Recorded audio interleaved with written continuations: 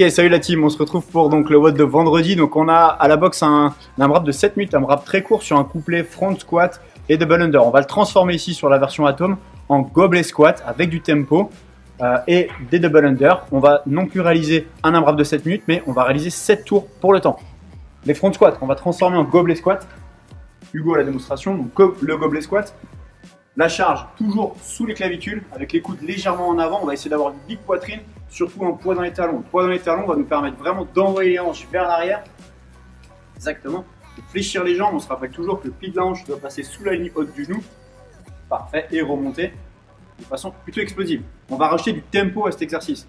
Le tempo dépendra forcément de la charge utilisée. Plus la charge sera lourde, moins on descendra, plus on descendra rapidement. Ici, en l'occurrence, on a une toute petite charge, donc on va rester sur 5 temps. 3, 4, 5 sur la phase excentrique.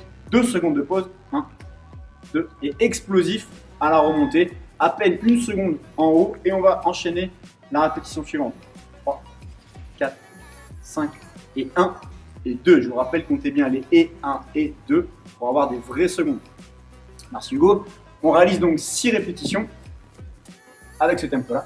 Et on enchaîne avec des double under. Double under, si vous avez une corde, prenez votre corde. Si vous n'avez pas de corde, on va réaliser des penguin taps. On va réaliser donc 35 double under ou 35 penguin taps sur les double under. Ce qu'on va faire, c'est essayer de garder les coudes le plus près possible du corps et d'ouvrir un tout petit peu la position des mains. Et essayez toujours d'avoir un travail au niveau du poignet et non pas au niveau de l'avant-bras et de l'épaule. Okay. Oubliez les techniques hélicoptères, concentrez-vous vraiment sur un travail de poignet. Essayez de sauter le plus possible au même endroit pour être le plus gainé possible. On transforme en penguin tap si on n'a pas de corde chez soi. C'est simple, on va venir sauter avec un saut assez haut et on va venir taper 2 fois pour mimer le passage 2 fois sous le pied de la corde.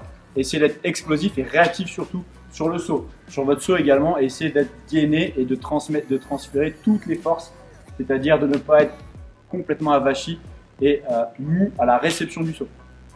Bonne chance. Pour le warm-up aujourd'hui, on effectuera 3 à 4 tours de ce qui suit.